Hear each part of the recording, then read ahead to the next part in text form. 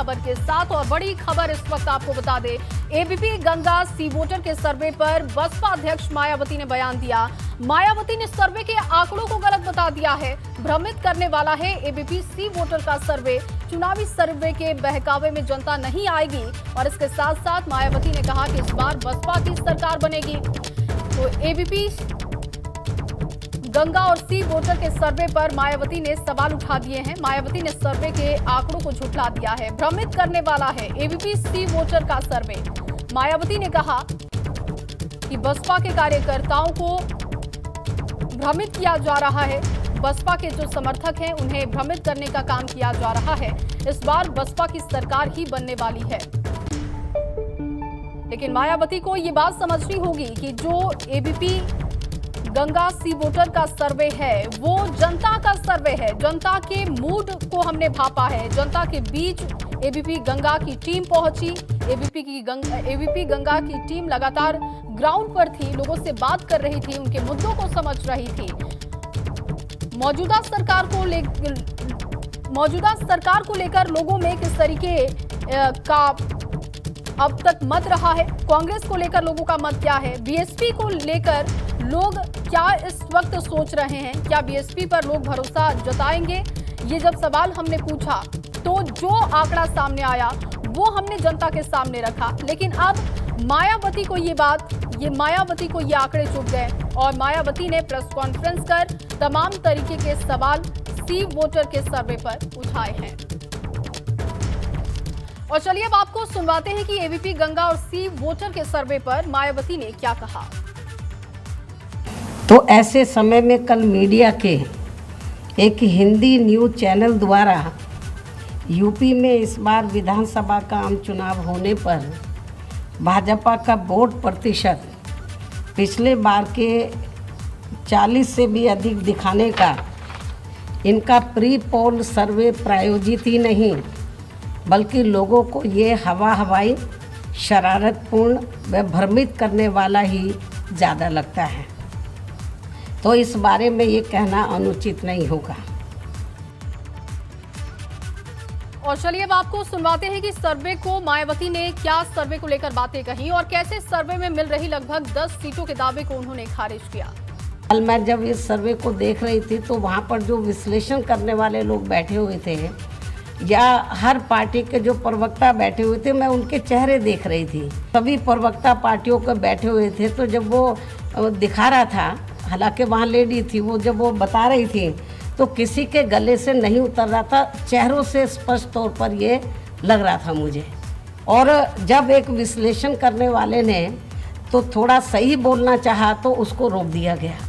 तो कहने का तात्पर्य यह है कि ये जो भी कुछ इतना जल्दी ये जो प्री पोल सर्वे दिखा रहे हैं, इसका मतलब ये है कि इनकी हालत बहुत ज़्यादा ख़राब है। जबकि इनको ये मालूम होना चाहिए कि बीएसपी के लोग पहले से ही इस प्रकार के षड्यंत्रों का सामना करने के लिए हमेशा तैयार रहते हैं और इस सर्वे के भी बहकावे में वे कतई भी आने वाले नहीं हैं, बल्कि इस सर्वे की चुनौती को स्वीकार करते हुए अब वे और भी ज़्यादा जिद, जोश, हिम्मत व मेहनत के साथ काम करेंगे। मुझे अपने लोगों के ऊपर ये पूरा भरोसा है। साथ ही जब से बीएसपी के तत्वाधान में तो प्रबुद्ध वर्ग के सम्मेलन हो रहे हैं पूरे उत्तर प्रदेश में और पूरे यूपी का ये जो दौर है आज ख़त्म हो जाएगा और इसका समापन जो पहले चरण का जो समापन जो प्रोग्राम होगा इस प्रबुद्ध सम्मेलन के कार्यक्रम का, तो वो 7 तारीख को होगा। उसके बाद फिर हम दूसरे चरण में आगे बढ़ेंगे ये जो प्रबुद्ध समाज को तैयार करने के लिए। तो इसको लेकर जब से ये कामयाब हुए बड़े दुखी हैं। और इतना ही नहीं, अब तो ये बीएसपी की नकल करके भारतीय जनता पार्टी अब खुद अपने प्रबुद्ध सम्मेलन करने के लिए जा रही है। तो मायावती ने इस सर्वे को नकारा है। साथ ही साथ उन्होंने अपना कार्यक्रम भी बताया कि बसपा किस तरीके की तैयारी ग्राउंड पर कर रही है। हालांकि इस बीच आपको एक बड़ी जानकारी दे दे, मुख्यमंत्री योगी आदित्यनाथ गोरखपुर पहुंचे। बड़ी जानकारी मिल रही है, गोरखनाथ मंदिर में बाबा गोरखनाथ की पूजा उन्होंने की और कुछ देर के बाद बाढ़ पीड़ितों को राहत सामग्री देंगे। तो ये तस्वीरें आपको दिखा रहे हैं, मुख्यमंत्री जब गोरखपुर पहुंचे उस वक्त की तस्वीर है और मुख्यमंत्री ने गोरखनाथ मंदिर पहुंचकर पूजा किया। इसके बाद अब से कुछ ही देर के बाद वो बाढ़ पीड़ितों को राहत सामग्री भी देंगे। कल बाढ़ प्रभावित इलाकों का दौरा भी मुख्यमंत्री ने किया था और आज ये गोरखपुर की तस्वीरें हम आपको दिखा रहे हैं। कुछ ही देर के बाद वो बाढ़ पीड़ितों से मुलाकात करेंगे। वहीं पूर्वी यूपी में बाढ़ के प्रकोप को देखते हुए सीएम योगी एक्शन में दिखाई दे रहे हैं। बाढ़ के हालातों को देखते हुए सीएम योगी आदित्यनाथ लगातार हवाई सर्वे कर हालातों का जायजा ले रहे हैं। सीएम योगी आज महाराजगंज और सिद्धार्थनगर के दौरे पर पहुंचे, जहां उन्होंने अधिकारियों से हालात पर अपडेट लिया है। साथ ही राहत सामग्री का भी वितरण किया गया। सीएम योगी ने अधिकारियों को भी कई अहम निर्देश दिए। मुख्यमंत्री ने कल गोंडा, बलरामपुर और बहराइच का भी दौरा किया था। तो लगातार बाढ़ प्रभावित इलाकों का मुख्यमंत्री दौरा कर रहे हैं और इसी कड़ी में ये तस्वीरें आप देख पा रहे हैं कि जब मुख्यमंत्री क्षेत्रों का दौरा कर रहे थे उस वक्त वो लोगों से मुलाकात कर उनकी स्थिति को भी जान रहे थे। मुख्यमंत्री ने हवाई सर्वेक्षण करने के बाद, लोगों से मुलाकात करने के बाद क्या प्रतिक्रिया दी, सुनते हैं। पहले से ही जिला प्रशासन को पर्याप्त मात्रा में संसाधन और धनराशि उपलब्ध करा दी गई है। हर संभावित संवेदनशील गांवों में नावों की व्यवस्था करने, बाढ़ के समय में एनडीआरएफ, एसडीआरएफ और पीएसी की फ्लड यूनिट को सक्रिय करते हुए हर पीड़ित परिवार को समय से राहत प्रदान करने और बचाव के लिए इन सभी संस्थाओं को भी लगाया गया है। और चलिए इस बीच आपको एक बड़ी खबर और अच्छी खबर बता दें। सिल्वर पक्का कल गोल्ड के लिए सुहास एलवाई खेलेंगे। तो टोक्यो ओलंपिक से आपको पैरा ओलंपिक से ये बड़ी जानकारी दे रहे हैं। सुहास ने फाइनल में पहुंचने पर खुशी जाहिर की और पत्नी ऋतु सुहास को वीडियो कॉल कर अपनी खुशी का इजहार किया। ये तस्वीरें आप देख पा रहे हैं, वीडियो कॉलिंग के दौरान की ये तस्वीरें हैं। और गाजियाबाद में एडीएम के पद पर तैनात है ऋतु सुहास, जो कि उनकी पत्नी है।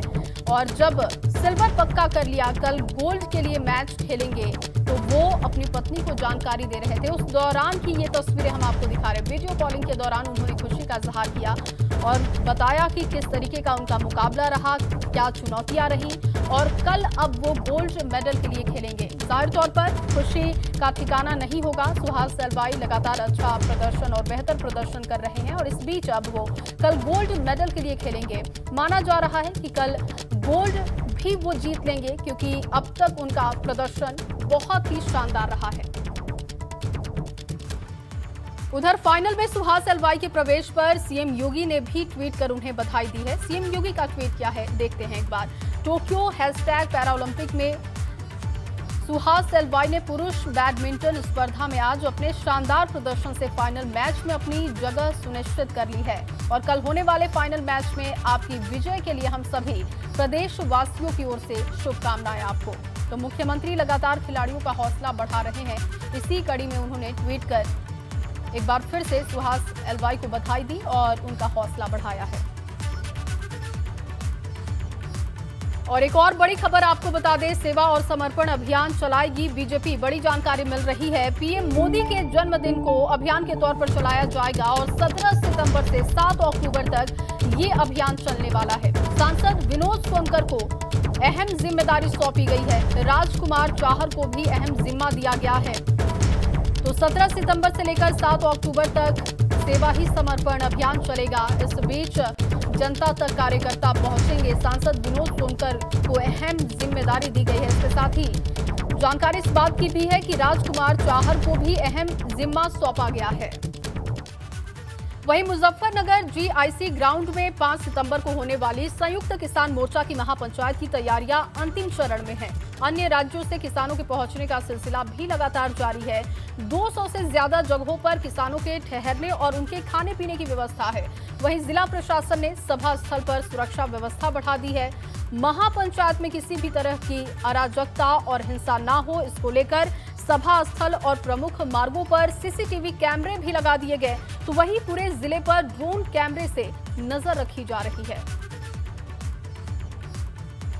तो जिला प्रशासन ने सुरक्षा व्यवस्था बढ़ा दी है। ये तस्वीरें आप देख रहे हैं, डॉग स्क्वाड की टीम के साथ जगह का मुआयना किया जा रहा है। दरअसल कल का दिन बहुत अहम है, किसानों की महापंचायत हमें देखने को मिलेगी और तमाम राज्यों से किसानों के पहुंचने का सिलसिला भी शुरू हो गया है। 5 सितंबर को मुजफ्फरनगर के जीआईसी ग्राउंड में होने वाली किसान महापंचायत को लेकर के प्रशासन पूरी तरह से अलर्ट है।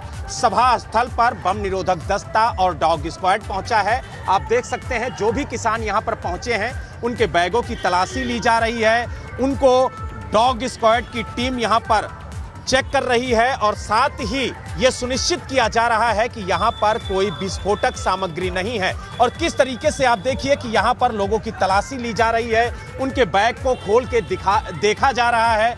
तो यानी कुल मिला के ये कहा जा सकता है कि 5 सितंबर को होने वाली किसान महापंचायत को लेकर के प्रशासन पूरी तरह से अलर्ट है। सुरक्षा के पुख्ता इंतजाम किए जा रहे हैं और जो लोग भी सभा स्थल पर पहुंच रहे हैं उनकी तलाशी ली जा रही है, उनके बैगों को चेक किया जा रहा है ताकि ये सुनिश्चित हो सके कि जो महापंचायत में लोग आए हैं वो शांतिपूर्ण ढंग से महापंचायत में शामिल होने के लिए आए हैं। क्योंकि आप देखिए कि किस तरीके से यहाँ पर बम निरोधक दस्ता और डॉग स्क्वाड लोगों की तलाशी ले रहा है और ये चेक कर रहा है कि कहीं यहाँ पर कोई विस्फोटक सामग्री तो नहीं है। तो यानी कुल मिला के ये कहा जा सकता है कि जिस तरीके से प्रशासन इस महापंचायत को लेकर के अलर्ट है, उसको देखते हुए ये कहना गलत नहीं होगा कि महापंचायत को शांतिपूर्ण ढंग से कराने के लिए जिला प्रशासन पूरी तरह से प्रयासरत है।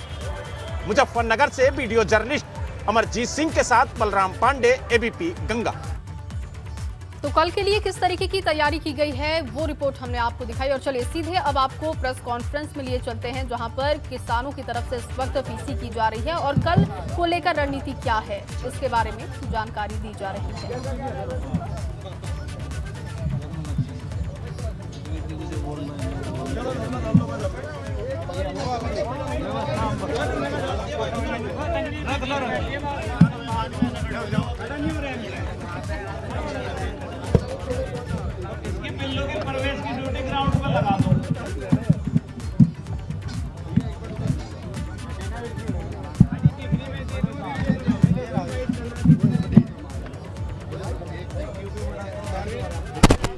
तो संयुक्त किसान मोर्चा की प्रेस कॉन्फ्रेंस की तस्वीरें आप देख पा रहे हैं, क्योंकि कल 5 सितंबर को महापंचायत होने वाली है। महापंचायत को लेकर अब तक कितने किसान वहां पर पहुंचे हैं इस बात की भी जानकारी पीसी में दी जा सकती है। इसके साथ साथ क्या रणनीति है कल को लेकर, क्या कार्यक्रम होने वाला है कल, सुरक्षा व्यवस्थाएं क्या हैं, किसानों के लिए व्यवस्थाएं क्या हैं, वो तमाम बातें यहां पर रखी जाएंगी। तो सीधी तस्वीरें इस वक्त आपको दिखा रहे हैं क्योंकि कल का दिन बेहद अहम है।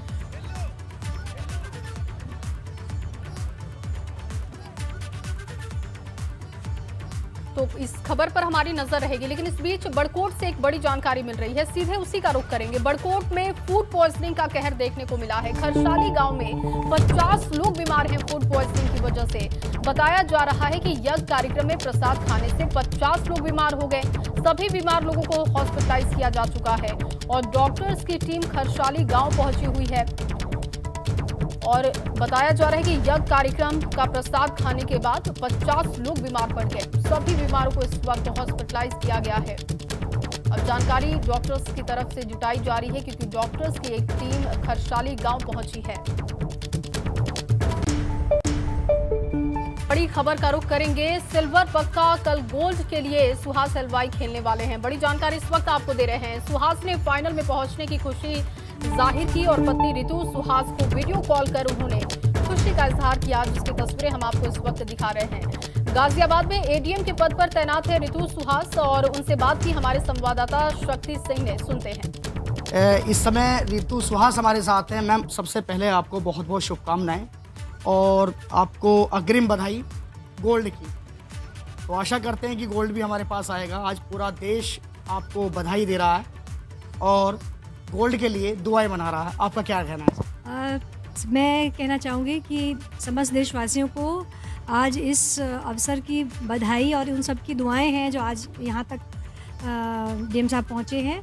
और इसके साथ ही मैं ईश्वर को भी धन्यवाद दूंगी, क्योंकि ये मेहनत सब करते हैं लेकिन उस पे मोहर सिर्फ भगवान के हाथ में होती है। भगवान ही सब कुछ देता है।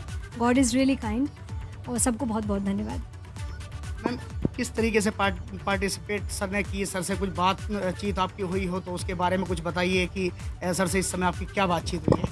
मेरी हर मैच से पहले बात होती है। इनफैक्ट सवेरे चूँकि जापान 3.5 घंटा आगे है तो लगभग 2-2:30 बजे सुबह मैं उठती हूँ। एक वेकअप कॉल देती हूँ सर को और कोच को कि वो उठवा दें जब वहाँ 6 बजा होता है। और फिर बात करने के बाद जब मैच होता है फिर वो खेलते हैं। मैं मैच नहीं देखती क्योंकि मुझे बहुत ज़्यादा एंग्जाइटी होती है। मैं मैच नहीं देखती हूँ।